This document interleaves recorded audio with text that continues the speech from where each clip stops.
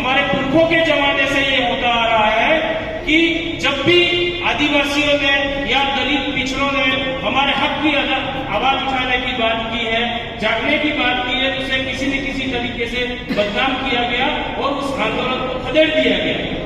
आज देश में जो परिस्थितियां हैं वो आप देख सकते हैं कि जैसे आज हम लोग हमारे लोगों को जगा रहे हैं तो नक्सली का टैग लगा दिया जाता है। तो ये भी जो पूर्वजों के जमाने में बदनाम करने की जो तरीका था वो अलग हो सकता है, आज अलग है, लेकिन वही परिस्थितियां आज भी पैदा हो रही है हमारे देश में। तो हम लोगों को ये जो बदनाम करने के तरीके हैं उनसे सावधान रहकर हमें हमारा समाज को आगे ले जाने के लिए प्रयत्न करने होंगे। हम लोग दोनों ही राजनीतिक पार्टियों में 75 सालों से वोट देते आ रहे हैं, लेकिन जब भी हम हमारे हक अधिकार की बात आती है, संविधान को बचाने की बात आती है, जल जमीन जंगल को बचाने की बात आती है, तो ये लोग पार्टी प्रोटोकॉल का हवाला देकर चुप हो जाते हैं, क्योंकि वहां पर ये लोग पार्टी के गुलाम इसलिए बने हुए हैं कि सन 1932 में एक पुना पैक्ट करार हुआ था। उस पुना पैक्ट करार 1952 के आम चुनाव में हमारे क्षेत्र में भी लागू कर दिया गया। लागू करने के बाद उन्होंने राजनीतिक पार्टी के द्वारा इलेक्शन तो करा दिया, इलेक्शन का पावर हमको दे दिया, लेकिन सिलेक्शन का पावर हमको नहीं दिया। हमारी पार्टी ने देश भर की जो आदिवासियों की समस्या थी उसको बिल्कुल अध्ययन करके, और ये जो राजनीतिक पार्टियों के जो लोग हमारी बात नहीं रख पाते, इन सारी चीजों को देखकर सिलेक्शन प्रणाली को डेवलप किया। सिलेक्शन प्रणाली जिसमें जहां जिस एरिया का व्यक्ति वोट करता है वही अपने जनप्रतिनिधि का सिलेक्शन करेगा, वही इलेक्शन करेगा, ये हम लोगों ने, और नियंत्रण भी वही करेगा। ये हम लोगों ने नई व्यवस्था डेवलप की है जिससे हमें बहुत बड़ी सफलता मिली। तो मैं आप लोगों से भी ये कहना चाहता हूं, आप अपने राज्य में भी इस तरीके का जनजागरण के माध्यम से सामाजिक जनजागरण, समाज को सर्वोपरि रखते हुए ऐसी व्यवस्था अपनाएंगे तो जरूर सफलता मिलेगी।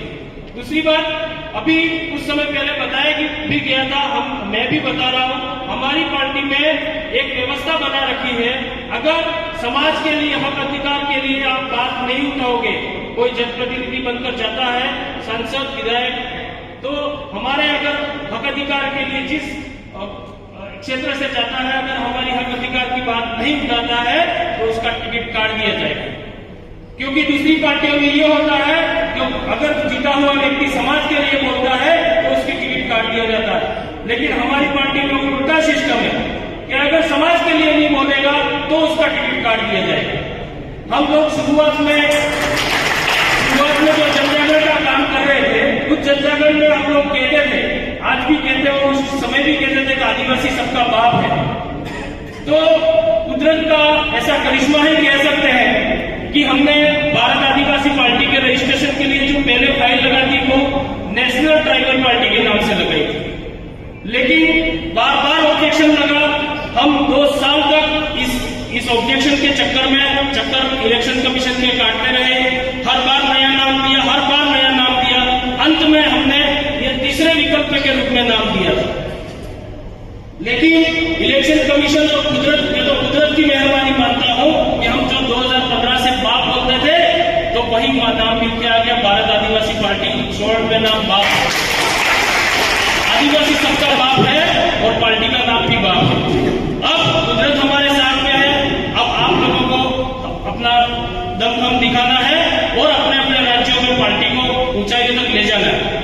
आज समय कम है, बहुत से साथी वेट भी कर रहे हैं, अभी जो जिम्मेदारी दी जा रही है वो उनसे लोगों से मैं भी कहना चाहता हूं, समाज को सर्वोपरि रखते हुए आप लोग पार्टी को आगे बढ़ाने में काम करेंगे, ऐसी आशा और विश्वास करता हूं। जय जोहार, जय आदिवासी, जय पूर्व प्रदेश, जय भारत आदिवासी पार्टी।